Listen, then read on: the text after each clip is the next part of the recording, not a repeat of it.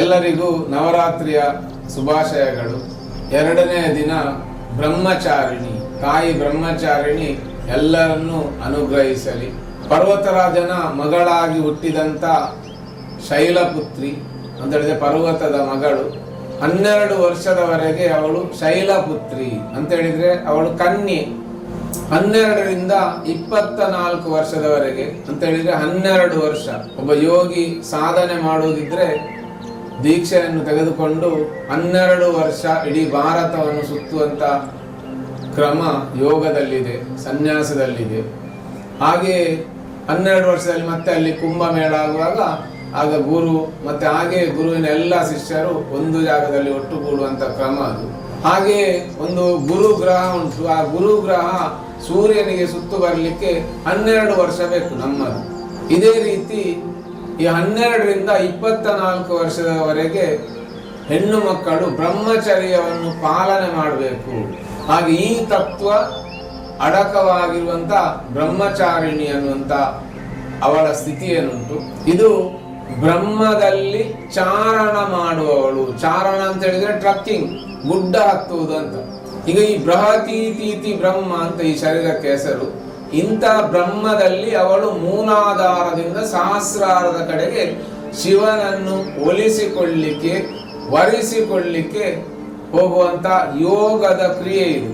ಹೀಗೆ ಮೂಲಾಧಾರ ಅನ್ನುವಂತ ಆ ಪರ್ವತವನ್ನು ಹತ್ತಿ ಮತ್ತೆ ಪುನಃ ಕೆಳಗಿಳಿದು, ಸ್ವಾಧಿಷ್ಠಾನ ಅನ್ನುವಂತ ಪರ್ವತವನ್ನು ಹತ್ತಿ ಮತ್ತೆ ಕೆಳಗಿಳಿದು, ಹಾಗೆ ಮಣಿಪುರ, ಅನಾಥ, ವಿಶುದ್ಧಿ, ಆಜ್ಞಾ, ಹಾಗೆ ಕೊನೆಗೆ ಸಹಸ್ರಾರವನ್ನು ಮುಟ್ಟುವಂತ ಕತೆ. ಮೂಲಾಧಾರೈಕ್ಯ ನಿಲಯ ಬ್ರಹ್ಮ ಗ್ರಂಥಿ ವಿಭೇದಿನಿ, ಮಣಿಪುರಾಂತರುದಿತ ವಿಷ್ಣು ಗ್ರಂಥಿ ವಿಭೇದಿನಿ, ಆಜ್ಞಾ ಚಕ್ರಾಂತರಾಲಸ್ಥ ರುದ್ರ ಗ್ರಂಥಿ ವಿಭೇದಿನಿ, ಸಹಸ್ರಾರಾಂಬುಜಾರೂಢ ಸುಧಾಸಾರ ವರ್ಷಿಣಿ ಅಂತ ಹೇಳಿ ಸಹಸ್ರಾರವನ್ನು ಮುಟ್ಟಿದ್ರು. ಇದು ಬ್ರಹ್ಮಚಾರಿಣಿ ಅಂತ ಹೇಳಿದ್ರೆ 12 ವರ್ಷಗಳ ಸಾಧನೆ ಇದು.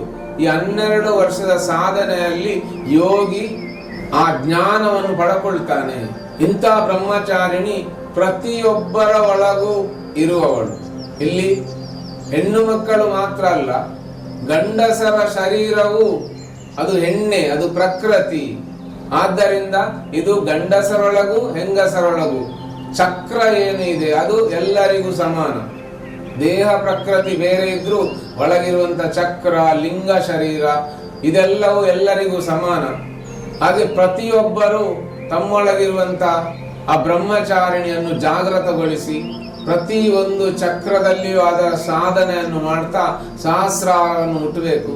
ಆ ಸಹಸ್ರಾರದ ಸ್ಥಿತಿಯಲ್ಲಿ ಶಿವಶಕ್ತಿ ಯುಕ್ತವಾದಂತ ಒಂದು ಸ್ಥಿತಿ ಇದೆ, ಅದು ಯೋಗದ ಸ್ಥಿತಿ. ಯಾಕಂತ ಹೇಳಿದ್ರೆ ಇವಳಲ್ಲಿ ಬ್ರಹ್ಮಚಾರಿಣಿ. ಇದಕ್ಕಾಗಿ ಈ ಯೋಗಾಭ್ಯಾಸ ಸಾಧನೆಗಳು ಏನುಂಟು ಅದಕ್ಕೆ ಬ್ರಹ್ಮಚರ್ಯವನ್ನು ಪಾಲನೆ ಮಾಡ್ಬೇಕಂತ ಹೇಳುದು.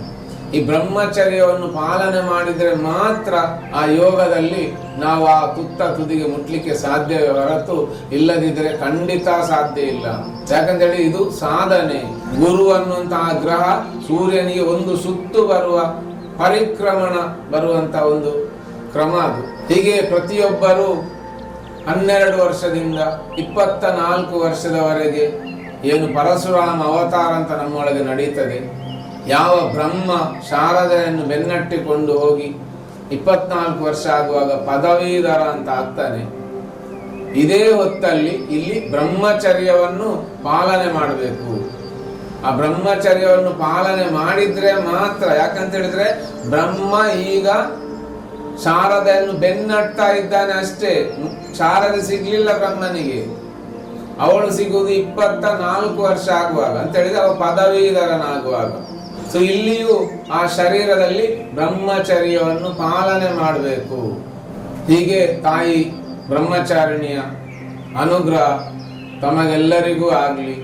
ಎಲ್ಲರೂ ಯೋಗತ್ವದಲ್ಲಿ ತಮ್ಮನ್ನು ತಾವು ಜಾಗೃತಗೊಳಿಸಿಕೊಳ್ಳಿ.